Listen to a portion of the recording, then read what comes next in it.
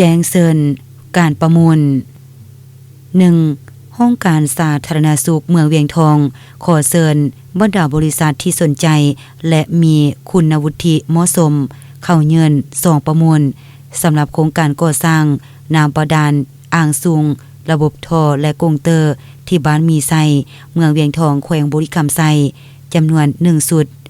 ระยะการก่อสร้าง122วันคาดคะเนเริ่มลงมือในเดือนมิถุนาและให้สำเร็จในเดือนพฤศจิกายนปี 2025 นี้ 2. การประมูลจะดำเนินตามขั้นตอนการประมูลเปิดกว้างที่ได้กำหนดไว้อยู่ในกฎหมายว่าด้วยการจัดซื้อจัดจ้างด้วยทุนของรัฐฉบับเลขที่30/สพสลงวันที่2พฤศจิกายนปี 2017และคำแนะนำเกี่ยวกับการจัดตั้งปฏิบัติกฎหมายว่าด้วยการจัดซื้อจัดจ้างด้วยทุนของรัฐฉบับเลขที่0477/กงลงวันที่13กุมภาพันธ์ปี 2019 3. การประมูลนี้อนุญาตให้ทุกๆบริษัทที่มีคุณวุฒิเหมาะสมมีใบอนุญาตดำเนินธุรกิจชั้นหนึ่งและถูกต้องตามกฎหมายสาธารณรัฐประชาธิปไตยประชาชนลาวที่เกี่ยวพันกับการก่อสร้าง 4. บริษัทที่มีคุณวุฒิเหมาะสมสนใจสามารถติดต่อผัวพันได้ที่ห้องการสาธารณสุขเมืองเวียงทองห้องการบริหารของแผนกแผนการและการลงทุนแขวงบุรีคำไซองค์การหลักเดบห้องการบริหารโครงการลาวทับ338ที่นครหลวงเวียงจันทน์ในโมงรัฐการ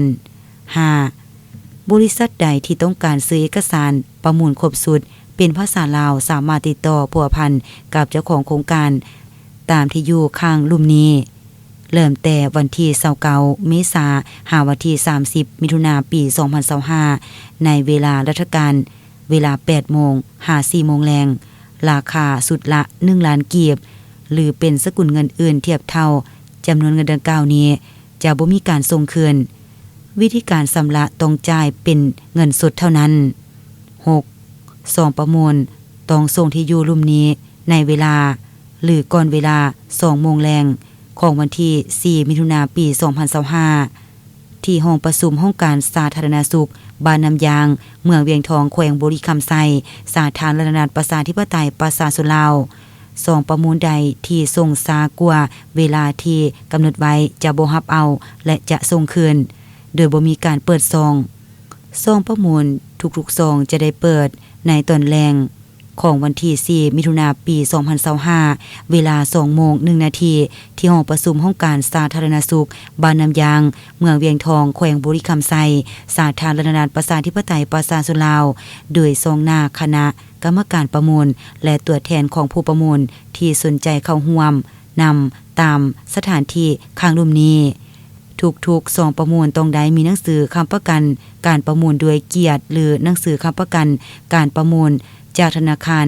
อย่างน้อยบ่ให้หลุด2ส่วนห้อยของราคาเสนอเข้าประมูลสถานที่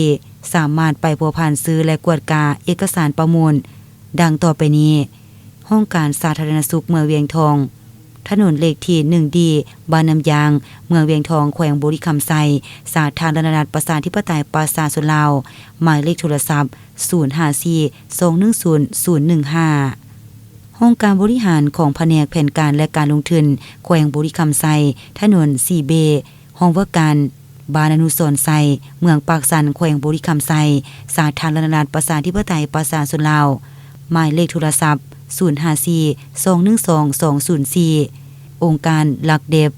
ห้องการบริหารแผนงานลาวทับ338ถนนดงไปนาบ้านสะพานท้องเหนือเมืองศรีสัตนานครหลวงเวียงจันทน์สาธารณรัฐประชาธิปไตยประชาชนลาวโทร021417237หัวหน้าห้องการสาธารณสุขเมืองปริญญาโทดร.สุขสวรรค์ทอนทอง